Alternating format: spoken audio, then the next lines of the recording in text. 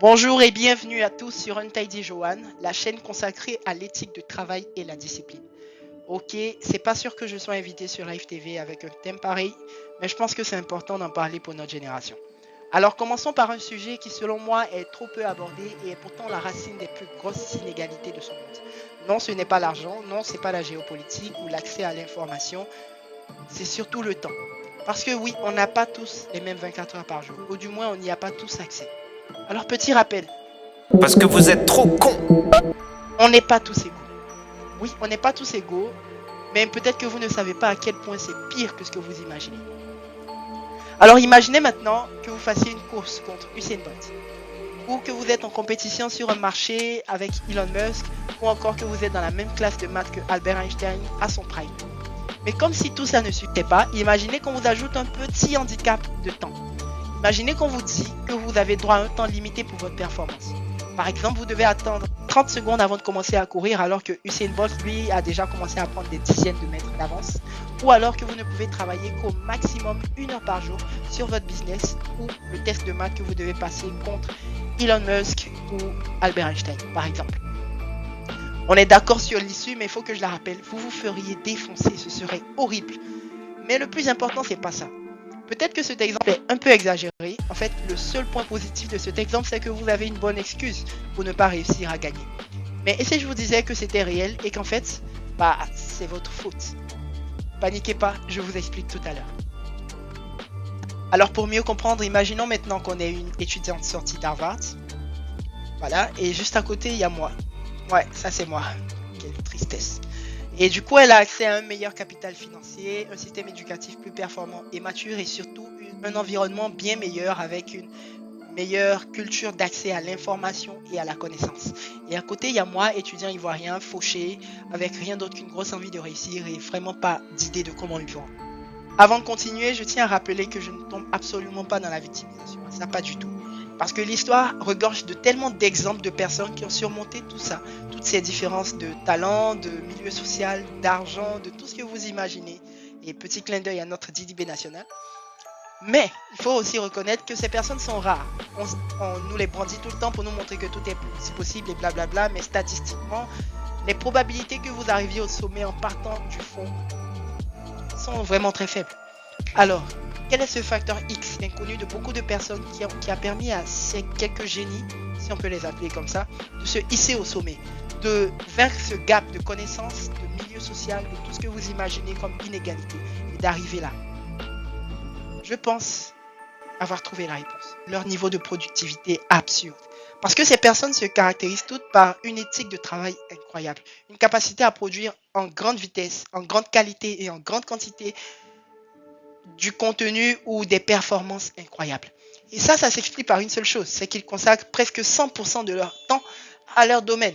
Enfin, c'est presque impossible, mais ce qu'il faut que vous compreniez, c'est qu'ils sont capables de travailler 2 à 3 écarts types de plus que la moyenne sur ce qui les caractérise, ce qui fait leur génie. Et ça vient surtout d'un facteur, leur capacité à focaliser leur attention. L'attention est votre monnaie la plus importante et je vais vous le démontrer. Votre boss, votre femme, vos proches, le business ou n'importe quel objectif que vous cherchez à atteindre, tous vous réclament votre attention. Votre attention est votre actif le plus important et le plus valorisable. Et pourquoi? Tout simplement parce que c'est lui qui donne de la valeur au temps que vous recevez chaque jour. Nous avons tous droit gratuitement à 24 heures par jour, c'est vrai, mais nous n'en disposons pas réellement. Parce que vis-à-vis d'un objectif qui nous est fixé ou que nous nous fixons nous-mêmes, le temps qui compte réellement est celui pendant lequel nous nous concentrons à atteindre cet objectif. Et donc, votre temps de concentration est le temps dont vous disposez réellement.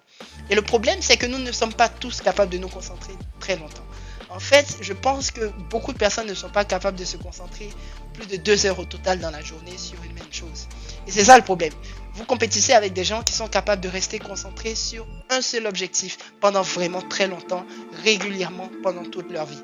Comment est-ce que vous comptez les battre, honnêtement? En fait, c'est un peu comme si du coup vous avez un handicap de temps et vous ne disposez que d'un quart ou d'un tiers de la journée à laquelle vous avez droit chaque jour face à quelqu'un qui peut-être dispose du double. Et quand je dis dispose, c'est-à-dire que cette personne est capable de se concentrer pendant plus longtemps sur un domaine dans lequel vous êtes en compétition. Alors non seulement cette personne est plus talentueuse, mais vous perdez la moitié du temps que vous avez pour la battre sur des distractions qui n'en valent pas la peine. Et le problème, c'est pas que vous devez totalement éviter ces distractions, c'est que vous n'avez même pas conscience que le temps que vous passez à travailler n'est pas réellement celui pendant lequel vous êtes concentré. Parce que la moitié de ce temps, vous le consacrez à autre chose où vous êtes réellement distrait. Et c'est ça le problème. Alors, ce handicap, vous pouvez le voir de deux manières. C'est une mauvaise nouvelle de savoir que vous avez droit à seulement un tiers de votre journée, par exemple, ou encore moins peut-être, selon votre capacité à vous concentrer actuelle. Mais d'un autre côté, vous pouvez le voir aussi comme une marge de progression, une opportunité de vaincre ces inégalités qui vous mettent en retard actuellement. Parce qu'il faut le reconnaître, nous sommes en retard. En tant que continent, en tant que nation, en tant qu'individu, nous sommes en retard et nous sommes handicapés. Mais nous pouvons battre tout ça. Et moi, j'y crois. Alors oui, on est dans la merde, c'est vrai. Mais qu'est-ce qu'on fait maintenant? Sur cette chaîne, je vais m'employer à vous partager régulièrement toutes ces choses qui me permettent actuellement et qui me permettront encore de m'améliorer. Par exemple, il faut déjà commencer par comprendre que votre attention est un muscle que vous pouvez développer. En fait, il existe même des exercices comme la méthode Pomodoro qui vous permet de mesurer et d'exercer votre temps de concentration. Ou encore une manière de planifier votre temps qui vous permet d'allouer de façon optimale le peu de temps de concentration que vous avez actuellement pour maximiser les résultats que vous visez actuellement. Vous pouvez faire de la technologie un allié et pas la laisser vous rendre esclave d'elle en automatisant au maximum les processus et en évitant de vous laisser distraire pendant que vous travaillez. Et enfin, vous pouvez réformer vos habitudes en développant des habitudes qui seront décisives pour vos performances, comme par exemple dormir plus tôt, lire davantage ou plein d'autres choses. Tout ça, ce ne sont pas vraiment tous les exemples. Je pense que vous pouvez en tout cas trouver une grande partie dans ces quelques livres qui m'ont changé personnellement la vie. Avaler le crapaud de Brian Tracy, Atomic Habits de James Clear et Deep Work de Cal Newport. Si vous ne devez rien lire d'autre dans votre vie, lisez au moins ces 3 livres.